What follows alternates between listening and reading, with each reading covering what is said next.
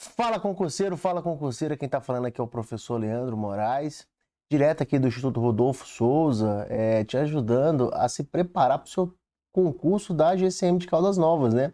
Uma excelente oportunidade, né, que apareceu esse ano, né? Um bom salário final, né? É cerca de 13 mil reais e com certeza você precisa se preparar. Você está no lugar certo aqui, para você se preparar no Instituto. Com certeza vai te colocar aí mais próximo da sua tão sonhada aprovação, beleza? Para quem não me conhece ainda, eu sou o professor Leandro Moraes, tá? Releciona aí a disciplina de Geohistória dos estados e dos municípios, ok? E vamos lá, vamos fazer uma viagem no tempo e também uma viagem no espaço em busca aí da nossa Caldas Novas, tá? Que eu carrego um grande carinho em Caldas Novas, já morei em Caldas Novas um período e com certeza se você é de Goiás e você vai em outro estado, se tem um lugar que as pessoas conhecem é Caldas Novas, beleza? Então vamos lá, vamos para o nosso material, vamos embarcar nessa viagem aí, beleza? Bom, então tá aqui, conhecimentos gerais, tá? A matéria tá como conhecimentos gerais para você. GCM de Caldas Novas. Se você quiser falar comigo, @professor Leandro Moraes, pode mandar mensagem lá, manhã, tarde, noite, de madrugada, que eu vendo você, eu te respondo, ok? Bom, conhecimentos gerais, tá? Como que o seu edital trata esse conteúdo? Ele vai do item 2.1 ao item 2.8, tá? Então, item 2.1, temas relevantes em evidência no Brasil e no mundo e suas conexões com o contexto histórico atual. Então, como uma espécie de atualidade, apesar de que ele não definiu tempo, né? Item 2.2, pobreza e fome. Item 2.3, 2.3, mundo do trabalho. 2.4, saúde, surtos e epidemias. 2.5, questões atuais no meio ambiente e desastres ambientais. 2.6, aspectos físicos do território goianiense. Entra aqui um pouco de história de Goiás, né? Se você vem estudando aí para outros concursos em Goiás, já vai aproveitar. Vegetação, hidrografia, clima e relevo. 2.7, natureza, cultura, turismo em Goiás. E 2.8, aspectos históricos e geográficos de Caldas Novas, né? O 2.7 também aproveita algumas características de Goiás, beleza? Bom, vamos lá. Vamos avançando então para o nosso tópico de número 1, né? 2.1. Temas relevantes em evidência no Brasil e no mundo e suas conexões com o contexto histórico atual. Bom, eu reservei aqui alguns assuntos que dá para a gente conversar, tá? Alguns assuntos que estão mais em voga que vale a pena a gente comentar sobre eles, tá? Vamos lá. Bom, aqui está o nosso querido Papa, né? O nosso Papa, ele foi hospitalizado, o nosso Papa Francisco, né? Nosso Papa argentino, né? Ele tomou, a hospitalização dele tomou conta do noticiário mundial em fevereiro de 2025. O Papa Francisco, que ocupa o principal cargo dentro da Igreja Católica no mundo, foi hospitalizado em fevereiro. Um dos diagnósticos apontados foi infecção polimicrobiana. Essa condição é causa para mais um micro-organismo, que pode ser um fungo, vírus ou uma bactéria. Então o Papa ele vem sendo debilitado, né, em relação à sua saúde e tudo mais, o que causa um pouco de tensão na Igreja Católica, né, até um pouco de receio às vezes da possibilidade de morte do Papa, né? E esse Papa é um Papa muito ligado aí aos direitos humanos, né? É um Papa muito ligado aos direitos humanos, é um Papa que tem várias declarações em relação a, assim, contra conflitos, né? Como no conflito aí de Hamas e Israel, né? Ou mesmo o conflito na guerra da Ucrânia, né? Então acaba que a Igreja Católica ainda exerce uma grande influência em relação a esses pontos, né? Dando continuidade, temos aí, né, o presidente dos Estados Unidos, Donald Trump. Em primeiro lugar, o Donald Trump vence as eleições dos Estados Unidos, né? Ele é um democrata, ele tem uma oposição aos democratas, né? Então, nós temos democratas e republicanos. Então, o republicano aqui é o Donald Trump e o democrata é o Trump, é o Biden, né? Então, o Trump ele tem uma pegada forte em relação ao neoliberalismo, né? A proteção em relação à sua economia, uma proteção, um protecionismo, a taxação a quem faz taxações a produtos americanos. Também tem uma política contra imigrantes, né? Nos Estados Unidos. E aqui, nesse caso específico, né? Tá aqui o presidente americano, né, Donald Trump, que inclusive teve uma tentativa de homicídio, né, contra ele no final do ano passado, né? E nós temos aqui o Netanyahu, né, primeiro-ministro israelense. E nesse aperto de mão eles estão falando sobre o quê? O presidente dos Estados Unidos, Donald Trump, disse sobre seu plano em assumir o controle da faixa de Gaza, né? Gaza que é sempre um problema ali, né? Problema geopolítico, né? É sempre um problema geopolítico, né? O que é um problema geopolítico, né? Ali tem interesses econômicos, interesses religiosos, ali tem vários pontos, né? Em relação a judeus e a religião muçulmana, né? E também em relação à questão de domínio na região, petróleo, etc. A fala acontece durante o encontro com o primeiro-ministro de Israel, Benjamin Netanyahu. No anúncio de Trump, ele menciona a intenção de realocar palestinos para países vizinhos, né? A Palestina é um problema, né? Ali na região, tendo em vista o grande conflito, né? Constante que tem com Israel. Para países vizinhos, a reconstrução do território atingido pela guerra para se tornar, em suas palavras, a Riviera do Oriente Médio. Então, quem sabe a possibilidade de reconstrução dessa região, né, destruída pela guerra, até comentou aí o que fizeram em Dubai, né, em Las Vegas, que chegaram a construir até cassinos, construir hotéis e fortalecer o turismo até mesmo no deserto, né? Além disso, o presidente estadunidense não descartou o envio de tropas para a região. Então, ele quer tentar pacificar essa região, né, e causar aí uma situação de paz, né, trazer uma certa estabilidade, né, para esse período. Ok. Bom, e quando a gente fala da Argentina, né, falamos do Papa argentino, não podemos deixar de falar também do presidente argentino Javier Milei, que anunciou no dia 5 de fevereiro a saída do país da Organização Mundial da Saúde. Milei justificou que a retirada se deu por divergências profundas em relação à gestão da pandemia da Covid-19 e em nome da soberania nacional. Então, segundo o Javier Milei, eu poderia dizer assim que ele acha que esses organismos internacionais influenciaram mais do que deveria, né? Muita influência em relação ao lockdown, né? Para que as pessoas não se misturassem, isso poderia ter impactado em relação à economia, né? O Milei, ele tem um engajamento muito forte junto ao Trump, né? Um engajamento forte em relação aos republicanos, né? Assim como o Bolsonaro, né? E por outro lado, já o presidente Lula tem um engajamento forte em relação aos democratas, né?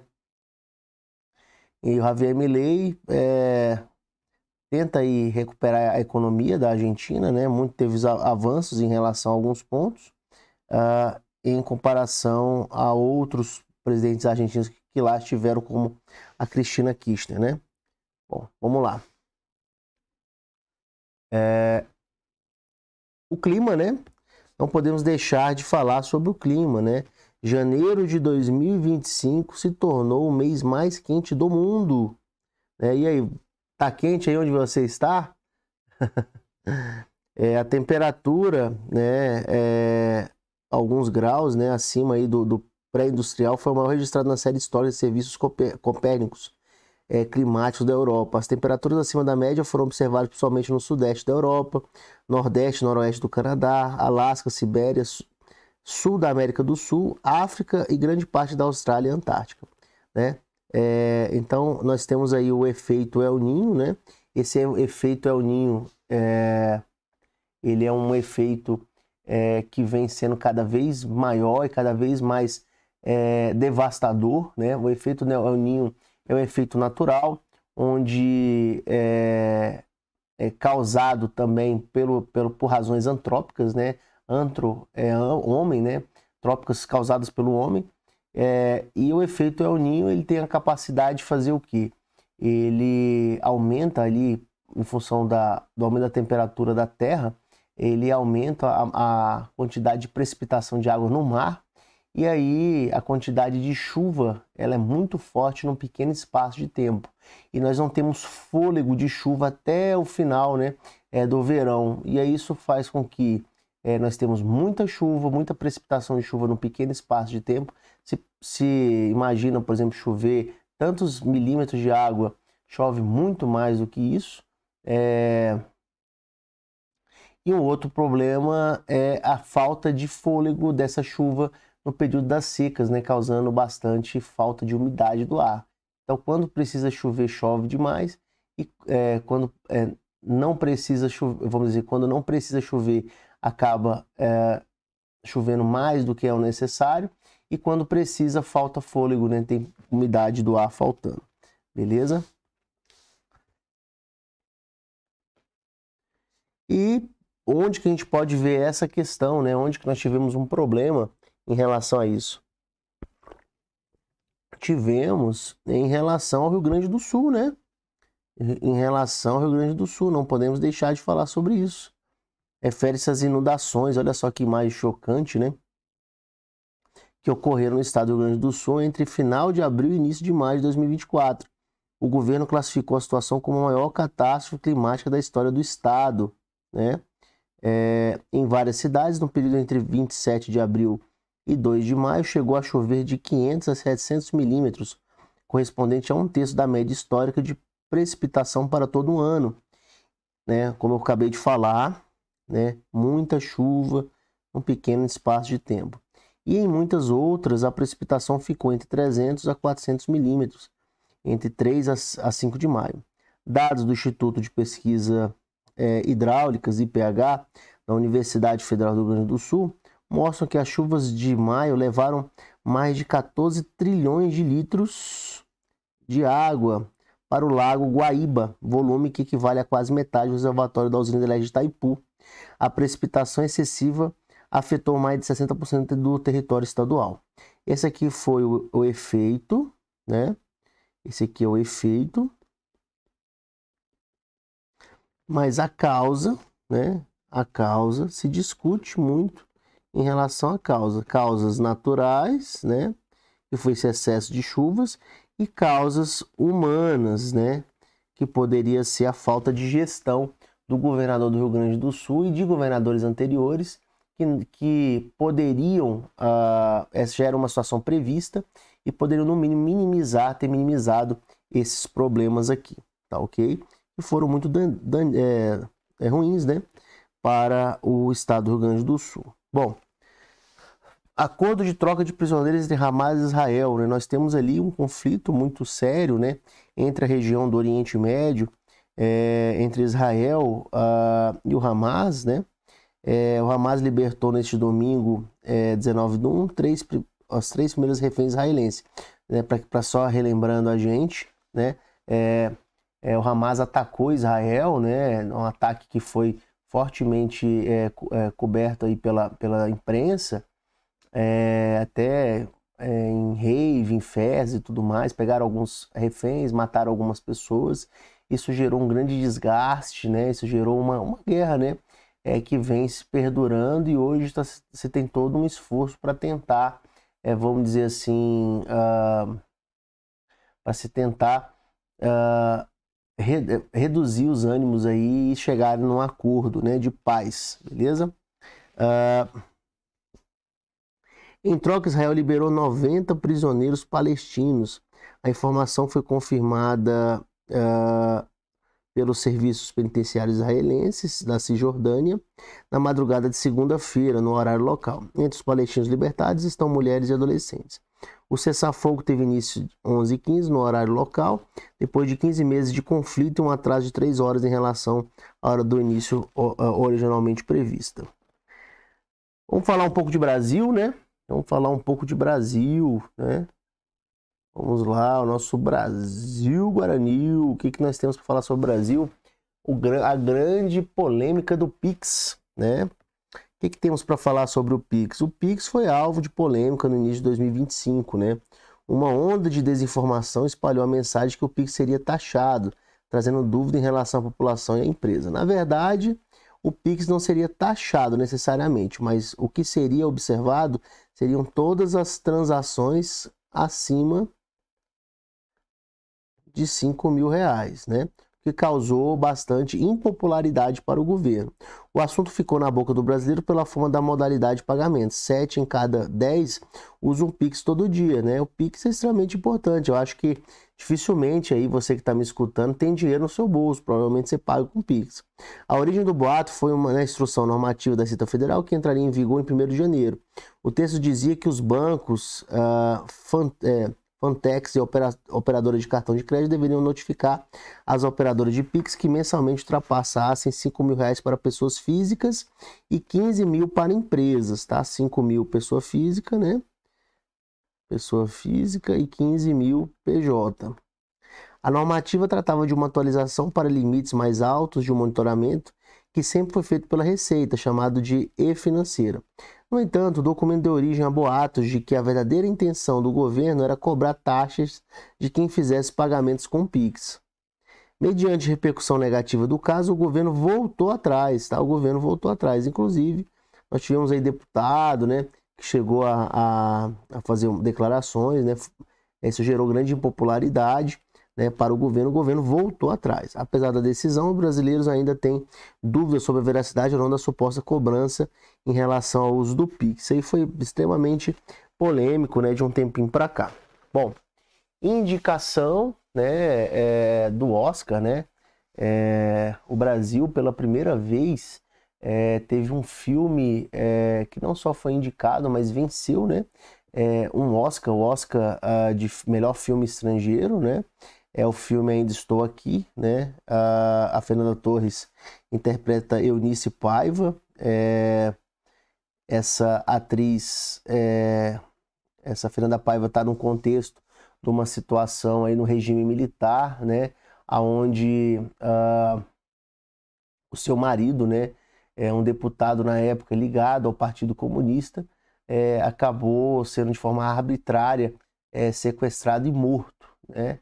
Onde ela não teve, a família sofreu demais com uma perseguição do Estado na época e não conseguiu enterrar o próprio marido, né? Nem os filhos e nem a esposa conseguiram um atestado de óbito muito tempo depois. Então, tá aqui como uma novidade, né? Não só porque, na verdade, o Brasil concorreu nesse filme, Ainda Estou Aqui, com o melhor filme estrangeiro, e também Fernanda Torres, que é a filha da Fernanda Montenegro, né? Concorreu como melhor atriz ali, né? Só que ela não conseguiu vencer como melhor atriz. Muita gente achou que até deveria ter vencido, né? Mas o Brasil ganhou pela primeira vez um Oscar, né? Não, Ainda Estou Aqui, uma premiação aí de Hollywood, ok? Bom, inteligência artificial, tema quentíssimo, né? Você que está me escutando aí, vou dizer para você, inteligência artificial é um tema muito quente mesmo para sua prova, né? Eu acho que em todas as áreas a inteligência artificial ela vem mudando, né? Eu poderia resumir, né? É uma mudança estrutural, né? Estrutural em várias áreas, né? E na verdade é só o início, né?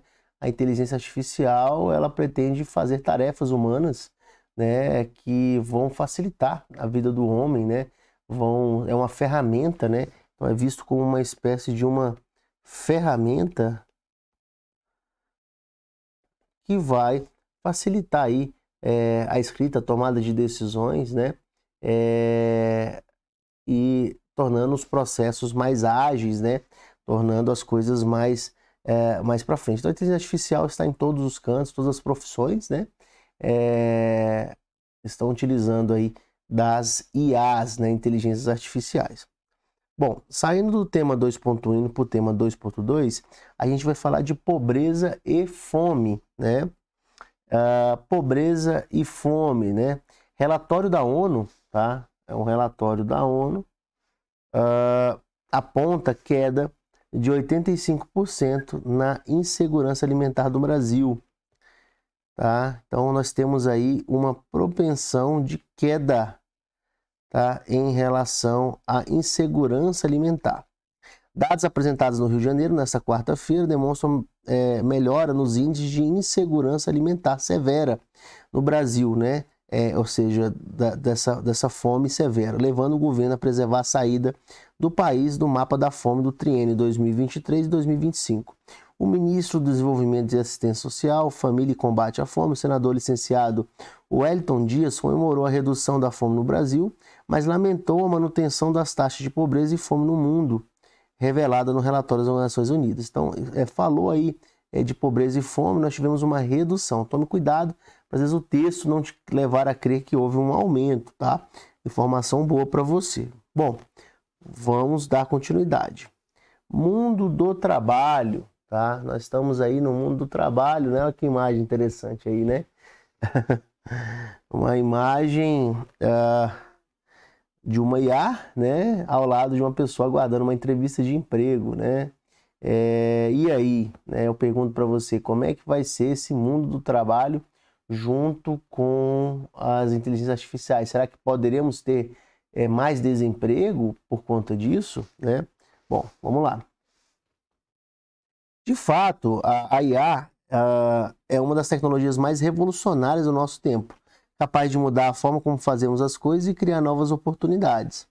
De acordo com a pesquisa CX Trends da Zendesk, 75% dos consumidores acreditam que a IA já está transformando a forma como as empresas oferecem serviços. Eu acho, sinceramente, né? É muito comum a gente ir numa lanchonete, a gente ir em algum estabelecimento e você, ao invés de ser atendido por uma pessoa, tem ali um totem que você faz seu pedido, faz o pagamento, você vai lá só pegar o alimento, né? Muito comum no supermercado você passar suas compras.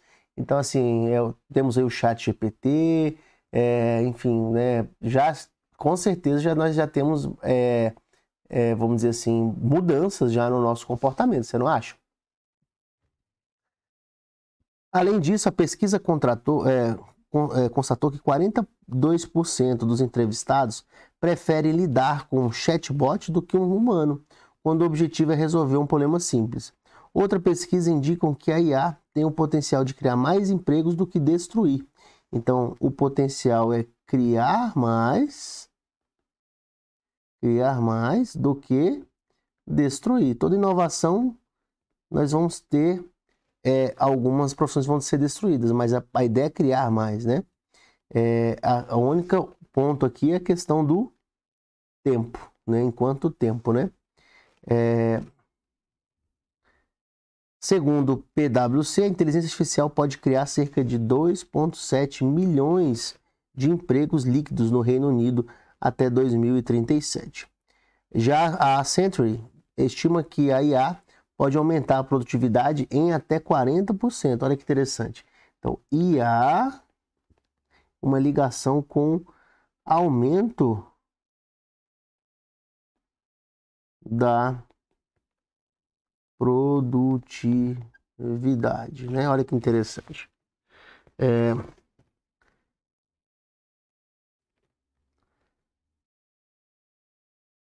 E pode ser responsável por um crescimento de 14 trilhões no PIB mundial até 2035. Os dados mostram que a inteligência artificial e o trabalho vão mudar nos próximos anos e por isso é preciso estar atento a essa transformação. Nesse sentido, vamos nos aprofundar nesse tema, tá? Vamos lá. Alguns pontos importantes, né? No trabalho, a inteligência artificial está transformando a maneira como as empresas operam, além de criar novas oportunidades, tá? Então nós temos a criação de novas oportunidades, novos caminhos, né? Novos caminhos. Os recursos da IA melhoram a eficiência e produtividade, assim como a tomada de decisões. Com o crescimento da inteligência artificial, as oportunidades de trabalho são cientista de dados, engenheiro de aprendizado de máquina, especialista em IA para negócio, desenvolvedor de chatbot, especialista em ética do setor. Olha que interessante. Você deve ter visto no noticiário, aqui em Goiás, por exemplo, que pela primeira vez no vestibular da UFG, algum curso superou a demanda no vestibular de medicina. O curso de engenharia de IAs, né, superou o vestibular de medicina. Olha que interessante, né? O recurso da inteligência artificial melhora a eficiência e a produtividade no ambiente de trabalho, incluindo automação de processo, análise de dados, assistências virtuais, personalização de serviço e manutenção preditiva, tá? Olha que interessante aí. Beleza? Bom, dando continuidade, vamos falar de saúde, surtos e epidemias. Nós vivemos aí recentemente a questão da pandemia, né, da Covid-19, algo extremamente danino, né, aí para o mundo, né, do modo geral, né, mas aqui vale a pena a gente fazer uma diferenciação entre surto e pandemia, né, que surto ele tem uma, vamos dizer assim, uma pegada mais local, né, e a pandemia ele tem uma pegada mais mundial. Só que eles estão interrelacionados, né? Mundial ou continental, mas eles estão interligados. Por quê? Porque basta um surto não controlado, né? Muito se fala de onde veio a Covid-19, né? Mas com certeza foi um surto que não se manteve ali na China e acabou acabou indo para o restante do mundo, né? Causando um estrago absurdo, né?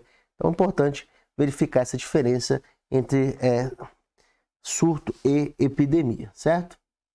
Bom, questões atuais do meio ambiente e desastres ambientais, né? Aqui é uma imagem, né, de poluição, ok? Bom, os principais problemas ambientais que existem no Brasil e no mundo são ocasionados pela intensificação das atividades humanas, né? É o que eu chamei lá de ações antrópicas, como a produção industrial e urbanização, né? A urbanização é um assunto muito sério. Você vê, por exemplo, no Brasil, se eu pegar a década de 30, 80% da população vivia na zona rural. Tá certo? Se eu for e 70% e 20% na zona urbana. Se eu for para 1980, nós vamos inverter. E aí 80% está na zona urbana e 20% na zona rural. A população saiu, né? Houve uma urbanização em excesso. Não só no Brasil, mas no mundo, né? Esse pessoal vai morar onde? Esse pessoal vai consumir o quê, né?